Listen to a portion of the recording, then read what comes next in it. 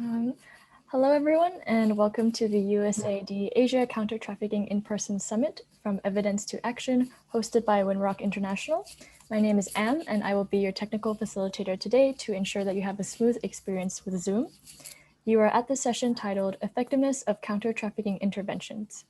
We will begin in just a moment here, but before we get started, I wanted to cover a few technical features available to you today. Today, we are using Zoom meetings to enable as much interactivity as possible. Your participation via chat is highly encouraged, and I and the speakers today will be sure to acknowledge and address as many of your comments and questions as possible. And so to help us acknowledge you and your questions, we would really appreciate it if you could rename yourself to your name and your organization by clicking the participants button at the bottom of your Zoom window in your control panel, hovering your mouse over your name, clicking more, and then click rename. I've just pasted the instructions in the chat in case you need some support with figuring that out. This meeting will be recorded, so please keep your camera off unless you are invited to speak in order to help everyone have a smooth connection today. Please continue the conversation today in the conference community on Microsoft Teams as well, and that'll help us just spark further conversations on the things that we'll discuss throughout today's session. And feel free to continue conversations on social media using the hashtags WinrockE2A and Evidence to Action with the number 2 as well. I will drop those hashtags in the chat momentarily just so you have them for your reference. Once again, you're at the session titled Effectiveness of Counter-Trafficking Interventions. I think we are now ready to begin. That's it from me. So I'm going to hand the floor over now to Gergana. And Gergana, the floor is yours whenever you're ready. Thank you very much, Anne. I'd like to thank very much the organizers of this summit, to all of our virtual guests from the audience who've chosen to tune in, and of course to our panelists who've gathered in this virtual space to discuss the issue of effectiveness of efforts to combat trafficking persons. We have two panelists from the US Government Accountability Office, known as GAO, Leslie Holland and Maria Psara, and our panelist from UNODC, Fabrizio Sarica. For those of you who are not familiar with GAO, I'll just tell you a few words about the organization. GAO is an independent, nonpartisan agency that works for the US Congress. GAO provides Congress, the heads of executive agencies, and the public with timely, fact-based, nonpartisan information that can be used to improve the performance and ensure the accountability of the federal government. GAO's work is done at the request of congressional committees or subcommittees, or is statutorily required by public laws and committee reports. GAO has a body of work related to US efforts to combat international human trafficking. Years ago, when I started the organization, started working for this organization, we looked at global and national estimates of the scope of the problem, followed by evaluation of counter-trafficking programs, efforts by the US government to combat trafficking with overseas contractors, and many, many other issues. Today, our two panelists from GAO will be discussing two recent reports on US efforts to monitor and evaluate international anti-trafficking projects. The second report actually is just right off the press and was released yesterday.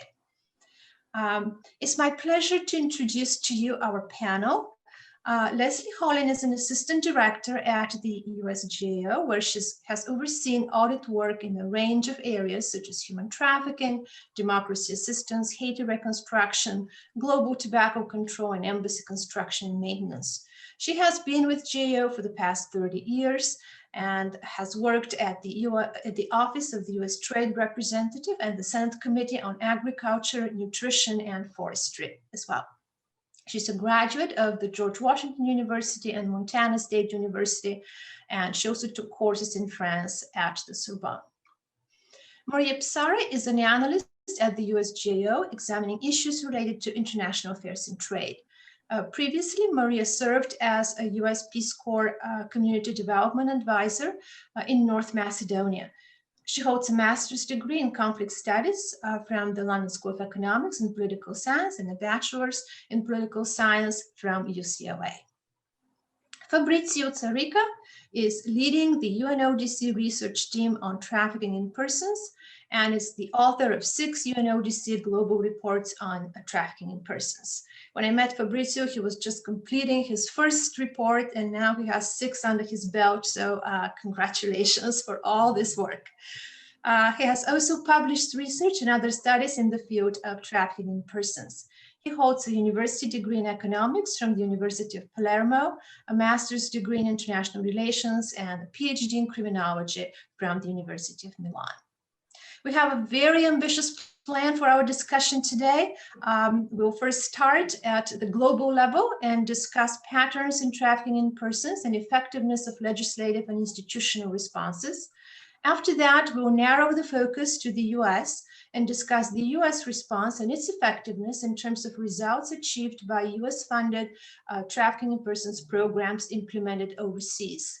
In the end, depending on how much time we have, we'll briefly touch upon the current COVID-19 environment and the additional risks it poses to human trafficking victims.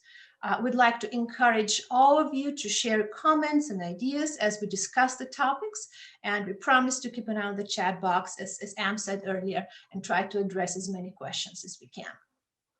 With that, our first question to the audience is, how do you determine if a counter-trafficking intervention is effective? And my first question to Fabrizio is, Fabrizio, what do you see as the main types of and patterns of trafficking around the world, and what types of responses seem appropriate for these different contexts?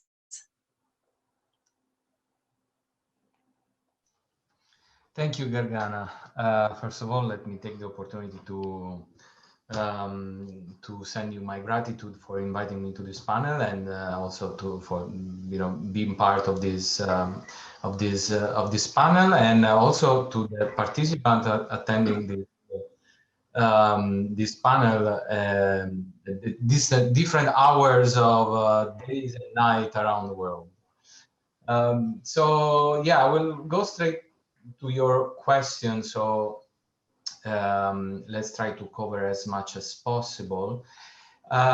Different forms of trafficking. I will share my screen now to show some of the elements emerging, the results emerging from the global report. And well, we know very well that trafficking in persons is a sort of an umbrella terms that covers different forms of trafficking. We know that there are different forms of exploitations, and if we follow the definition of trafficking persons according to the United Nations Trafficking Persons Protocol, there is a list of forms of exploitation. So, sexual exploitation, trafficking for forced labor, trafficking for the purpose of organs removal. But we also know that the protocol indicates these forms of trafficking as a minimum. So the protocol states at a minimum, trafficking includes these forms of trafficking. And over the years, we know very well, since we've been working on this field for many years, that the jurisprudence and the evolutions, how the concept of trafficking has evolved. So there are different forms of exploitations. This does not mean that there are new forms of trafficking, but there are old forms of exploitation that are now considered to be trafficking, such as begging, such as trafficking for child soldier. And also when we talk about trafficking for forced labor, we use this term, trafficking for forced labor, as a unique terminology, but in reality, trafficking for forced labor includes so many forms of trafficking that goes from domestic servitude to trafficking in the fishing industry, trafficking in agriculture, trafficking in the construction sectors. And we know that, we understand very well that the way we tackle, or the way we can address trafficking for domestic servitude is very, or should be very different from the way we deal with trafficking in the fishing industry or trafficking in the construction sector. So different forms of trafficking, different responses. And it's not only connected to the forms of exploitation, but it's also connected to the type of traffickers, the offenders. We know that trafficking is conducted, traffickers are, like in the case of the famous lover boy phenomenon, now it's called in Europe. So the boyfriends that are exploiting their girlfriend into sexual exploitation, so individuals that are using the abuse of emotional vulnerability. That is something that is very similar, if we think about it, is something that is very similar to domestic violence, intimate partner relation violence. And this is a form of trafficker. This is one type of typology of trafficker. On the other hand, we have criminal organizations that are trafficking persons and at the same time are trafficking in drugs, like the case of some Central American criminal groups or some West African criminal groups that are involved in trafficking women for sexual exploitation from West Africa to Italy, to Europe, and as well as conducting money laundering or smuggling migrants and or drug trafficking. So so the possibility of having a global look at trafficking in persons and also looking at different cases, different data coming from different parts of the world, tells us that when we look at trafficking, is not one phenomenon. It's a different criminal phenomenon, different even sociological phenomenon. In some cases, we have community-based trafficking. Let's think about the phenomenon Les Enfants Bouviers in West Africa, in the Sahel. And this, of course, requires different forms of responses. So responses should be able, criminal justice response should be able to tackle the lover boy phenomenon and should be able at the same time to tackle the large criminal organization phenomenon. We should be able to tackle the community-based trafficking and as well as all the other forms of trafficking. Of course, from the global perspective, from the UN perspective, the response is the trafficking protocol, the United Nations Trafficking Persons Protocol, which covers all the aspects considered in what I was presenting.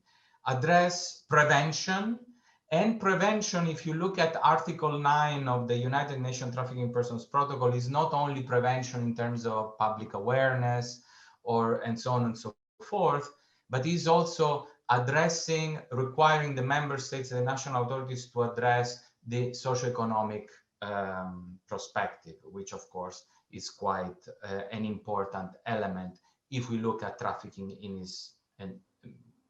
as overall. Well, thank you, Fabrizio. So, have you, when you track the broad legislative and institutional responses in the world, what are some achievements? How have those evolved over time, and have they been effective from your standpoint, from the global level? Yes, this is one of the activities that we do constantly. So one of our element of analysis in the global report is to monitor the legislation. And in this chart, we show how the evolution of the legislation around the world since the protocol entered into force in December 2003. Let's remember the United Nations Trafficking Persons Protocol was open for signature in the year 2000, and then, so 20 years ago, and then it entered into force in the year 2003, And if you see in the blue column in this chart represent how many countries did have a legislation criminalizing trafficking in persons according to the definition of the protocol. So trafficking as we know it today, so that includes sexual exploitation, forced labor, and trafficking of adults, trafficking of children, and so forth. And you can see that over the years, the world has very almost universally standardized the legislation on trafficking persons, and is one of the rare example of how, especially in criminal law, member states have one unique standard to define a crime, so to define the phenomenon of trafficking in persons. So this is quite a strong impulse that we received, that the international community received from the protocol, and also this has turned into concrete actions that, of course, it's difficult to display all possible evolutions or how the world has progressed in the fight against trafficking persons. But if we take, for instance, in the number of convictions, in these charts, we can see how the number of convictions globally, this is the dotted red line, has tripled since 2003 as a global average, but especially some parts of the world that are the lines in green, in blue, and in orange. So Asia, Africa and the Middle East, and the Americas, and really increased the number of convictions starting from zero. So there were, in 2003, there were parts of the world where basically no trafficker was convicted. So total impunity. While nowadays, of course, the situation has changed. Great, thank you. Well, that's certainly encouraging to hear. I'd like to ask Am if there are any questions at this time for the kind of the global overview and the global trends before we narrow the focus to the US. Thank you, Gorgana. So we have a question that is coming from a participant named Naila, who says that they are from USAID Pakistan, and there is a problem of bonded labor in Pakistan, which is a form of trafficking in persons. They would like to know about interventions which would be effective in tackling this bonded labor issue. I'm not sure if it applies super globally, but I hope that you will all be able to chime in and add some insights with regards to that question. Okay, if I can, of course, it's very difficult to make a statement like this, how to tackle this form of trafficking in Pakistan. So we cannot be too superficial here. It's such a serious issue. As UNODC, of course, we have a clear statement that is a proper implementation of the Trafficking Persons Protocol, which of course has a list of elements that should be considered, from prevention, prosecution, and protection of the victims, of course. I'm going to turn to you very quickly from a technical viewpoint. If one of our participants wants to share any documents that may kind of shed light on some of the questions, because, for example, this question is so challenging, and also really we want to do justice to the questions. Would there be a way that how would you recommend that we do this so we can answer some of the questions more fully? That's an excellent question, Gargana. So participants are welcome to share documents or anything in the chat, which they can find in the control panel at the bottom of their Zoom screen. We will also be making a thread for this session in the Microsoft Teams conference community. So once the session ends, if you go to Microsoft Teams, we will have a space for us to continue asking questions and responding to them at length afterwards if you want some more time to think through or to write a longer response. Great, thank you very much. Thank you very much. So with that said, let's try to narrow a bit the focus on the US response. And given the variety of trafficking crimes, the various types of trafficking around the world, the various approaches to combat it, the different types of criminal organizations, from individual people to overall criminal networks. Let's discuss when kind of have an overview of the types of projects that the US has funded for combating human trafficking lately. And with that, I'll turn to Leslie. Thank you, Gorgana. And thank you, Fabrizio, for that very interesting global overview. And again, thank you for the opportunity to present at this panel. We are very happy to be here to present GAO's information and analysis that we've done over the last 4 years looking at counter-trafficking or anti-trafficking interventions. And we thought that before we really launch into what we've learned about monitoring and evaluation, it would be useful to give a quick overview of what are these interventions when it comes to the US government. What have we been doing in recent years? So what we did was we collected information from the Department of State, from USAID, and the Department of Labor on all of the projects, the anti-trafficking projects that they had underway during fiscal year 18 and the first year of 2019.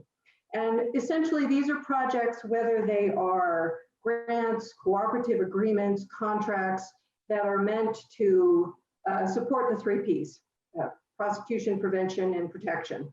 And you can see from the slide that we have up here that over that period of time, those 3 agencies had 182 projects underway at some point during that time frame that had an award value of at least $316 million. It's worth pointing out that these were projects that were both totally or completely focused on anti-trafficking, as well as projects where anti-trafficking was integrated into, but was not the primary focus of the project. As an example of that, USAID has its global labor program, which builds capacity for worker organizations, promotes human rights, promotes justice for workers. That project is a $50 million project, but 2.5 million of that amount was specifically targeted for anti-trafficking efforts. So we collected the data on both types of projects and came up with the 182 million, or 182 projects, 316 million. These projects were individual projects targeted at a particular country. They were regional projects that covered a certain part of the globe, and then there were global projects that were much more extensive. As an example, a regional project, the State Trafficking in Persons Office has a project called Strengthening Services for Victims of Human Trafficking. That was focused on Nigeria and Cameroon. This project focused on former child soldiers and women and girls that were trafficked by combatants for forced labor or sexual exploitation.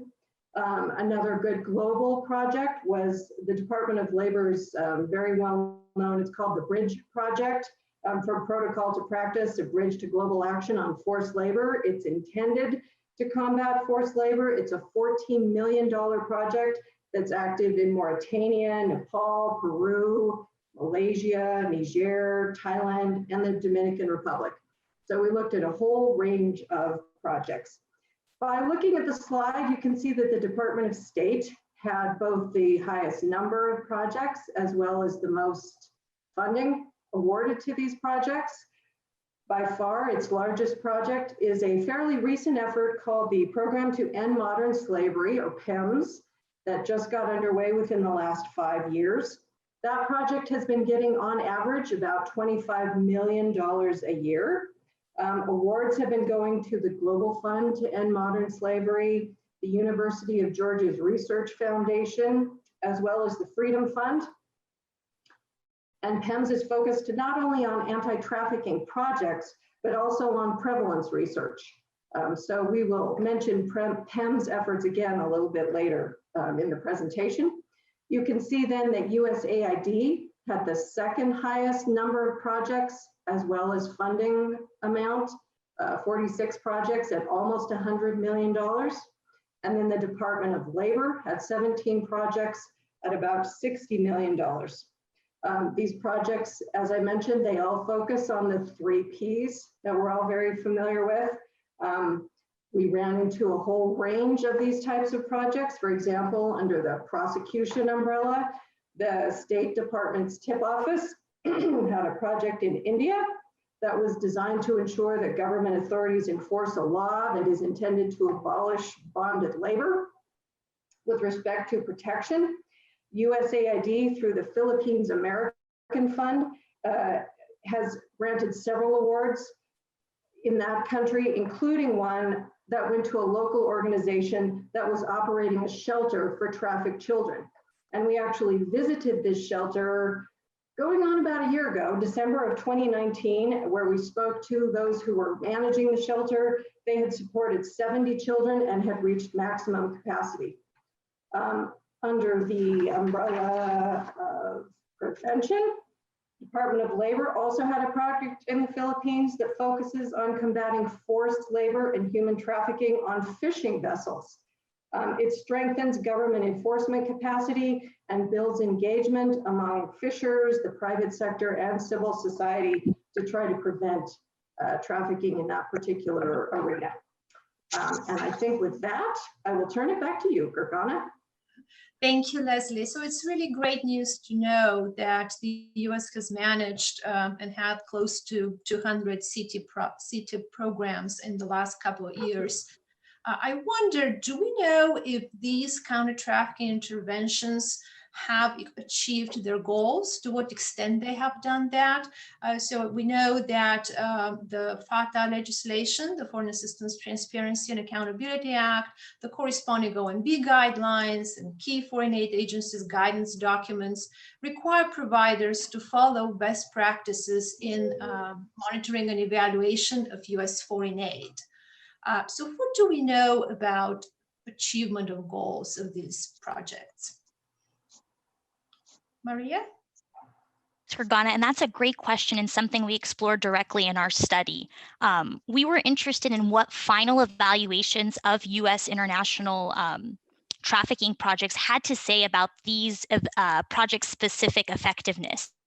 And for our purposes, we used the OECD DAC's definition of effectiveness, which is the extent to which these projects achieved their objectives or expected to achieve their objectives. And I think someone mentioned in the chat box that they saw effectiveness as leaving people in a better position than they were, but it would depend on the intervention. And I think, as you'll note, this definition very much relies on the project and its objectives. So dependent on the project, the discussion of effectiveness varies. And for us, as of March 2020, state, USAID, and Department of Labor completed a total of 8 final evaluations of these projects that were active at any point from fiscal years 2016 through 2018.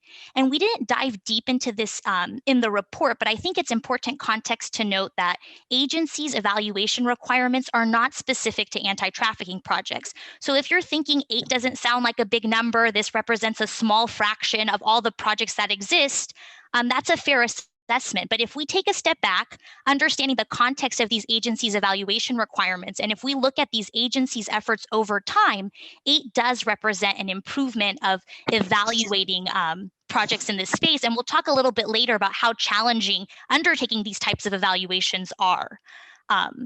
And these final evaluations examined diverse projects in various countries ranging from Sierra Leone to Paraguay, and they were focused on various dimensions of the 3 Ps, if not all of the 3 Ps, through their various efforts. The final evaluations found a wide range of project achievements, and for the purposes of our discussion today, I just want to highlight 2 of them. All 8 of the final evaluations found that projects had helped improve awareness, knowledge, or changed beliefs regarding human trafficking for the set target groups. For example, a project focused on forced labor in Brazil and Peru. The evaluation had found that the project had helped improve awareness around forced labor in these two countries by improving the availability and quality of information regarding forced labor, and that policymakers now had access to more information about forced labor in these respective countries. We also found that 7 of the 8 final evaluations found that the projects had successfully strengthened institutional capacity of the target institutions. For example, one project that was addressing child labor, the evaluation had found that the project successfully developed child monitoring mechanisms for local institutions and had trained inspectors on identifying and addressing child labor and the training focused on, kind of enforcing those laws better. If we kind of take a step back and circle back to that definition of effectiveness, which is, the extent to which these projects achieved their objectives, then we add a little bit more nuance. 6 of the 8 evaluations had found that the project achieved some, but not all aspects of their objectives. So if we look at one example here, there was a shelter or trafficking recovery center in Sierra Leone, and the evaluation had found that it was successful in improving staff capacity to provide trauma-informed care, but staff needed additional training in managing clients' aggression and maintaining complete clinical documentation. So if you look at it that way, the evaluation found that for this project's objective to build the capacity of shelter staff, it was effective in some areas, but not effective in others. So we have a more nuanced picture when we're looking at it objective by objective for these specific projects. And I'll just touch on the challenges. The final evaluations found challenges that projects faced, which kind of impeded their progress towards achieving objectives. One of the big ones was external factors. Natural disasters, economic crises, and political instability sometimes limited projects' progress. For example, one project couldn't implement activities for nearly a year because of an Ebola epidemic. So in that sense, it was limited in the progress it could achieve for that year. And another challenge that projects faced were limited resources. For many of them, financial sustainability. The evaluations found this was a challenge for these types of projects. And I'll turn it back over to you, Gergana. Thank you, Maria. So it's really great to hear the positive news that among the evaluations you reviewed, you found some important achievements. I keep wondering, though, to what extent do we trust the results of these types of evaluations in a purely methodological sense? For example, a prior GAO report I worked on found that a common challenge in foreign assistance evaluation design was the attempt to answer impact questions with a qualitative design based on interviews with a non-representative sample of participants, or that questions in some evaluations were phrased in terms of effectiveness and changes over time without any clearly stated counterfactual. Did you find any similar cases in your review of counter-trafficking evaluations? Should we trust the results? Gergana, this is a great question and something we asked ourselves before we started diving deep into these evaluations and what they had to say about project effectiveness. We asked ourselves, were these evaluations of a sufficient quality that we could report their findings and discuss their results and analyze them and conduct those themes that we just discussed? So what we did is we rated all 8 evaluations according to whether they met minimally acceptable standards for various evaluation quality criteria, such as the study question's alignment with the project, evaluation design, data collection, target population and sampling, and data analysis. And the bottom line is we found that the final evaluations were of a sufficient quality that we could report their findings regarding project effectiveness. And something to note here is that the evaluations we reviewed, and maybe I should have included this in my previous response, is that these were performance evaluations. They didn't use experimental methodologies or quasi-experimental methodologies. So in this sense, they were limited in the extent to which they could attribute the observed results exclusively to the project, because there are other external factors at large. And we can discuss this a little bit later, because that opens up a whole other can of worms in terms of evaluation design, methodology. So the final evaluations we reviewed were performance evaluations. They looked at outcomes and outputs, a mix of them for the projects, and we found that they were of a sufficient quality that we could discuss their results. Something else to note is that many of these evaluations relied on project data collected through monitoring efforts, and I believe Leslie worked on a recent report too that looked at these monitoring efforts. Great. Leslie, would you like to chime in here? Yes, I would like to chime in. A couple of years ago, we put out a report really zooming in, looking at the monitoring of anti-trafficking projects. we did was we took several projects from our three agencies, state, USAID, and labor, and we did a really deep dive looking at their monitoring reports over the space of a couple of years. So it was really a very rigorous effort, and we found a lot of good information. We found that for USAID and for state, some of their performance data was unreliable, meaning that the data was either inconsistent or incomplete or both.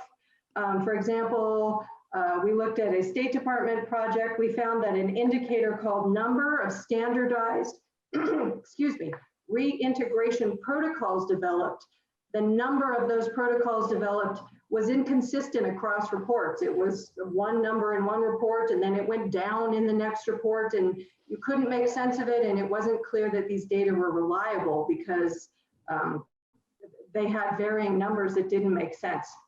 In other cases, some of the performance information included in these monitoring reports was incomplete. For example, we found that in one of USAID's reports, there was a indicator on the number of public awareness tools in trafficking in persons developed and disseminated. And the number had an enormous increase from one report to the next. And there was no narrative text that would explain why there was this change and what might have gone well or not as well. So you couldn't really understand what was going on with that performance data. We found that neither state nor USAID had controls in place to better ensure data reliability. And without those controls, we concluded that both state and USAID could not really fully or accurately understand what projects are or are not achieving, therefore how they might need to alter their efforts. However, we can report that since that report came out in December of 2018, state has taken actions to address this issue. For example, they now call for quarterly meetings between program officials and grant managers to discuss issues like performance data accuracy. So they have made some real progress there. You can see from the slide that we also found that for the Department of State, they had some performance indicators that may not have been useful at all. For example, we found that for one state anti-trafficking project,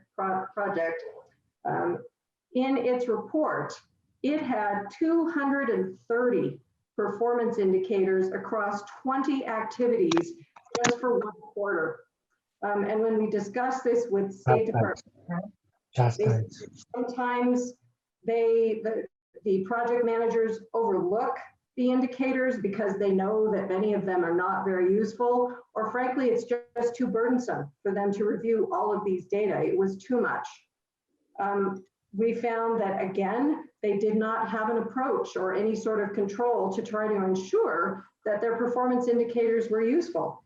And we concluded that without such a process, that the number and content of anti-trafficking projects, the monitoring may be less efficient and it may be less effective as partners and state staff spend a lot of time collecting and reviewing information that isn't necessarily all that useful when it comes to monitoring. However, again, state has taken actions since the report came out to remedy this problem. They now require project officers to conduct documented annual reviews of every project, including all of their performance indicators for usefulness.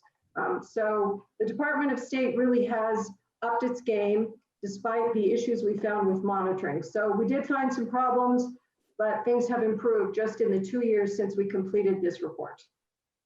Thank you, Leslie.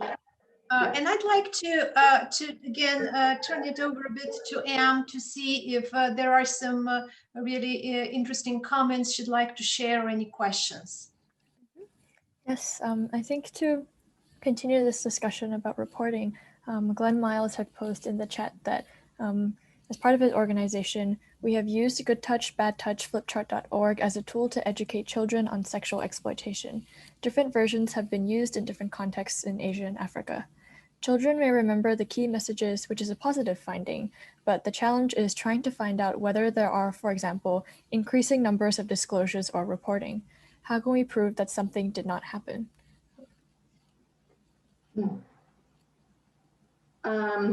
Boy, that, I would say that is a tricky one. That's a really interesting question. How you prove, a negative, that's difficult. And actually, I do think that is the type of thing when we discussed these monitoring indicators with the Department of State, that was an issue that they were grappling with. But I think that there is no easy answer, but it's certainly, a problem that is recognized by all parties.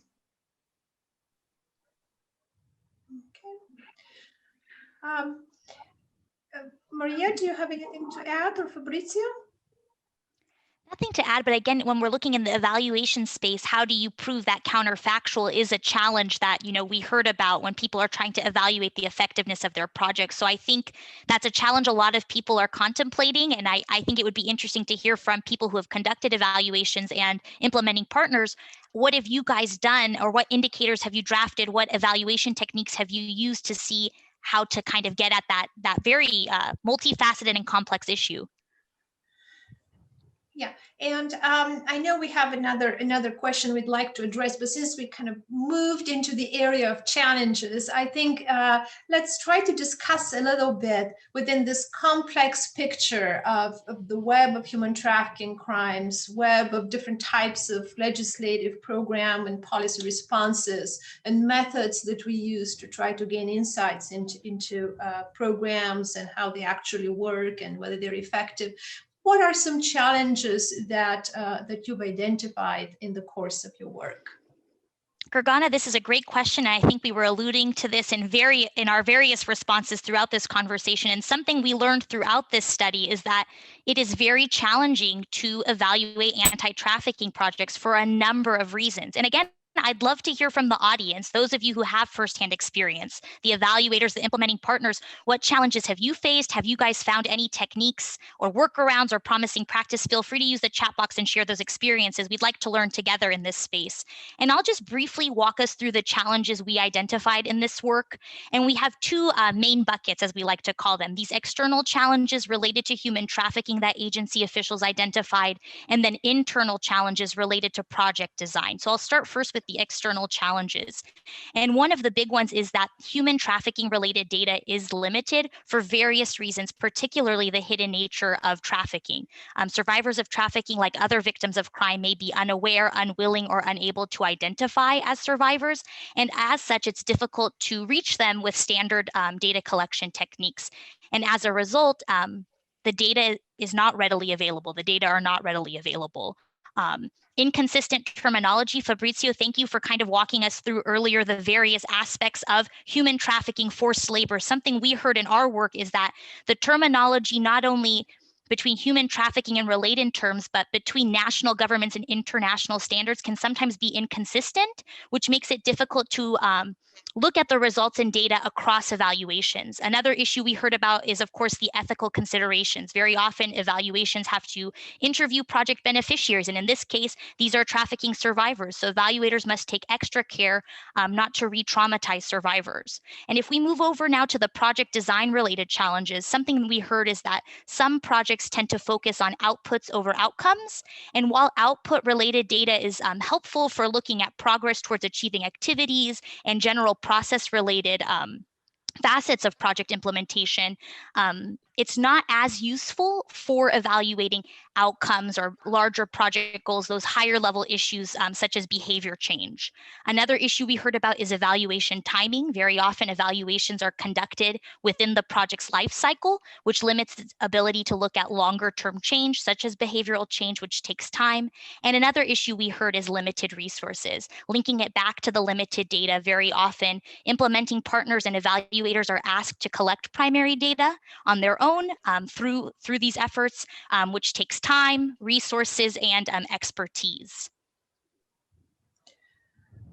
So the issue of limited data and the lack of reliable estimates has certainly been a very long-standing issue we reported many years ago. I'm wondering, has the situation improved at the global level? And then I'll turn it over also to Maria and Leslie to learn a little bit more about the research from the University of Georgia. Fabrizio? Yes, you are asking about the prevalence and the estimates on the number of victims.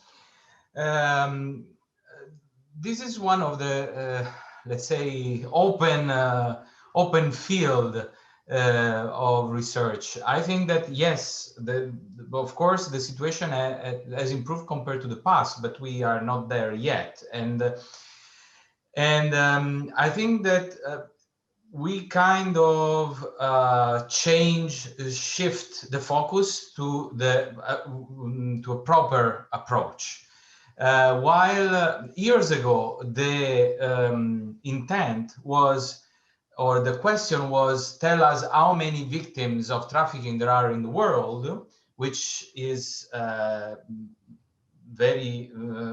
is a difficult question to answer, to put it like this. Now, the right approach is, I want to know how many victims there are in this territory for this form of exploitation. And let's see if adopting the same methodology, this number came down in the course of 3 years. So this is the right approach. Once we have a specific population focus approach, and also focus on a specific territory or a specific area or community, then of course we can develop the proper methodology. As said before, trafficking is a very vast phenomenon, and we cannot, as we don't have an answer or one answer to the response, we don't have one answer to how to measure this phenomenon. So again, we need to adopt one methodology for the victims of domestic servitude and one methodology for the victims of sexual exploitation. And so in that sense, there are many methodologies that are currently being tested. Some are promising, some are less promising, but we are still in that phase. But I think we are making progress, at least in asking the right question. Okay, that is certainly good to hear. And I know that Leslie and Maria mentioned about some prevalence studies that the US government has also funded. I was wondering, what do we know about the status of those and the extent to which those studies are potentially incorporated in any evaluation designs for assessing effectiveness? That's a great question, Gergana. And just, to caveat it, at the time of our review, these prevalence studies were just beginning, so it's hard to see where they'll go. But just to note that state officials told us that the program to end modern slavery, through its focus on monitoring, evaluation, and research, kind of seeks to improve the data around effectiveness. And in particular, the University of Georgia, who's a PEMS award recipient, which Leslie mentioned at the start of this discussion, through its second award, is planning to test and develop prevalence estimates and methodologies to make those estimates that Fabrizio mentioned in the various sectors, the various countries, through its Prevalence Reduction Innovation Forum. And they've issued, I think, around 7 awards as of August 2020. So I think everyone should be staying tuned and looking to see how these prevalence estimates and the methodologies, what they'll be developing. And something that we heard throughout our study is that prevalence reduction is an outcome of interest to many stakeholders. So in that case, if we're looking at it from an effectiveness perspective, if the project aims to reduce prevalence, then this type of prevalence data is needed to look at baselines and end lines to see what results this project has achieved. So I think time will tell how these prevalence studies will be used in project design, evaluation studies, and we'll just have to keep our eye out. Great. Sounds like the message for this is stay tuned, right? And see what happens, right? Okay, that's great. So we do not have much time left. So first, I'd like to again just check in with the audience for a moment before I turn to our last 2 questions that we'd like to address. Anne, is there any update you'd like to share with us? Mm-hmm. Yeah, so there are 2 comments that I'd like to share from participants. I'll start with the first and then pause a bit in case any of you would like to respond to it. So Ellie was saying in our earlier conversation about reporting that similarly in prosecution, we looked for increased cases being adjudicated as an indicator of success, though ideally we want to see fewer cases as an indicator that there is reduced incidence of trafficking in persons. And afterwards, Glenn had shared, after your question, Maria, about what challenges evaluators and implementing partners have faced and what their experiences have been. Glenn shared that in our research, ethical listening to survivors is difficult because of trauma. We found that responses changed over time and improved as the relationship between the survivors and the researchers did. But this process literally took years and required intense follow-up to maintain the communication channels. Great. Glenn, That we've always struggled with this issue, right? When we have a larger number of victims identified, or more prosecutions and investigations, prosecutions, convictions, and so on. How do we interpret that? Is it that our efforts to identify victims and to prosecute, have they improved, or the underlying problem, the underlying issue, the underlying number of victims in crime has increased? So I don't know if any of you wants to touch upon this a little bit. I can briefly respond on the prosecution trends, because this is something that we are always struggling when we present our data. I also was presenting the number of convictions going up. And I agree, it's always an issue. Are we seeing more trafficking going up, or just a more criminal justice response on that? And the same goes with the victims' detections and the prosecutions and so forth. So it's, yeah, I don't have an answer to that. But when we see a country or an aggregation of countries, so a region that goes from zero, so for zero number of prosecution, in 2007, there were I think 20 convictions for trafficking persons in the entire African continent. So when we see that, and then we see an increasing trend, at least we can say, we can imagine, or we can assume that there was impunity before, and now national institutions are taking some actions, and they are start to detecting cases that were not detected before. Of course, when we look at countries where they have a large number of convictions, prosecution, victims detected, and then we see fluctuations on this number, how do we interpret that? That's difficult to say, whether it's trafficking reducing, or prosecutions, or less attentions, and so forth. But at least I think that if we start from zero to more convictions or more prosecution, we can probably say that there was impunity before. Right. I will just really quickly add to that, Gorgana, if you don't mind. We also did a report a handful of years ago looking at the State Department's preparation of its annual trafficking in persons report. And this was clearly a central issue for them, knowing how to interpret these data. If prosecution numbers are going up, is that a good thing, or is that a bad thing? So I think this is kind of a universal issue that everyone is trying to figure out. In the State Department's central document that they put out every year, assessing country progress in combating trafficking in persons, how to analyze the data is fundamental, and it is, it can be really difficult and challenging to figure out what the numbers mean. Okay. So going back to the issue of the programs, the interventions, their effectiveness, they were evaluated. How is this information used? Do agencies use this information for their funding resource, for determining kind of funding and channeling funding, or is there some organizational learning that happens? Did you look at any of these issues? Yes, Gorgana, thanks for asking us. And that was one of our research objectives. We wanted to know the extent to which agencies use these evaluations to strengthen their anti-trafficking projects. And I know we're cutting close on time, so I'll just give a brief description. As a context to know is that state, USAID, and labor are required to use their evaluations. They have evaluation use requirements, and those requirements met GAO's leading practices for evaluation use. And those are 3 practices. 1, we found that agencies are required to use evaluation findings in management decisions, like you said, Gorgana, strategies, resource allocation. 2nd, agencies are required to establish mechanisms for following up on evaluation recommendations. If we look at Department of Labor as an example, they use a tracking document to accept recommendations and track their follow-up actions. Have they implemented the recommendations? And third, the agencies are required to disseminate their completed evaluations. And if we look at USAID as an example, you can find their completed evaluations on their public clearinghouse known as the DEC, and they're all publicly available to kind of increase that learning and sharing.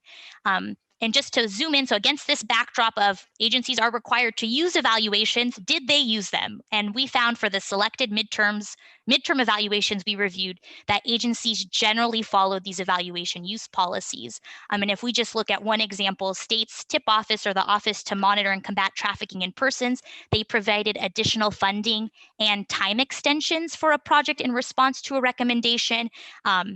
Another example, if we look at a USAID project, the evaluation recommendation from the midterm evaluation was to improve monitoring of job placement activities. So USAID worked with the implementing partner to devise better indicators to kind of monitor that progress. So the bottom line here is that it's good to do evaluations, but then how are these used? And there are policies to use these evaluations. And for our review, we did find that the agencies used them for the select midterm evaluations we examined. Thank you, Maria. So in our closing remarks, I'd like to bring us to the present, and we certainly can't escape the challenges of the current situation we all live in globally, and you know, in the current COVID-19 environment. Have you identified any specific challenges and risks for human trafficking victims? And are any studies that are going underway? I think Fabrizio, you mentioned something to me early on. Yes, very briefly. We have published a study, I think, some months ago, on the impact of COVID and trafficking persons. And it's difficult, of course. We wanted to have a concrete answers. And what has emerged is actually the impact that the COVID-19 recession will have on traffic. On that, yes, we have solid evidences, just because from the previous economic recessions, we have seen that unemployment in countries of origin. So when we have, let's say, long-term recessions in countries of origin, these has always resulted in more victims of trafficking from these countries to other countries. So to those countries that have recovered faster from the recession. This was the case in 2008, in 2013 in many European countries, and so forth. So as far as the COVID-19, yes, it will have an impact for sure in terms of socioeconomic conditions in countries of origin. Yes. Thank you.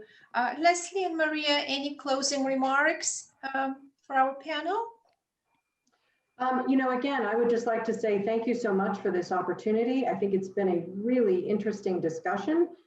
Thank you for putting this panel together, Gergana, and thank you to the organizers. Great. Maria? I echo Leslie's sentiments, and you know, we just kind of touched the surface on what our reports are discussing. So if you want to dig deep further, thank you to Nicole from USAID who dropped the links in the chat box. Feel free to dig in. We'd love to hear more, and thank you to our co-panelists, Gergana, for coordinating. And you know, let's keep this conversation going to discuss these challenges and kind of what ways, how kind of share our best practices among ourselves as this community in the anti-trafficking or counter-trafficking space. Great. Thank you so much. And I'll turn it over to Anne for just any final comments that we'd like to that you might like to share. Yes, thank you so much, Gergana, and thank you so much to the panelists for such a fantastic panel. I'm sure all participants are having a lot of thoughts and reflections, a lot of food for thought from this conversation, and I'm really looking forward to hearing and seeing everyone continuing this conversation. Thank you all again for attending the Evidence to Action Summit and for today's session. Please do join us at other sessions in this summit. All registered participants have received calendar invites and a participant's guide to all of the sessions at the summit. Reminders are also being posted in the Microsoft Teams conference community, as well as sent to you via email in the body of the email text. The next session will be tomorrow morning in Bangkok time, as you can see on the screen. There will be a panel at 9 a.m. Bangkok time on identifying and addressing forced labor in supply chains, and one right after that at 10 a.m. Bangkok time on leveraging technology in private sector initiatives. So we look forward to seeing you in those if you're interested in attending. Please continue the conversation in the conference community on Microsoft Teams, as previously mentioned, especially if you are interested in finding collaborators for the pitch competition that is being offered through participating in the Evidence to Action Summit. Thank you again so much, everyone, for your participation, and have a great day, night, or afternoon, wherever you might be joining us in from the world. Thank you, everyone. Thank you. Thank you. Bye, everyone. Bye. Bye.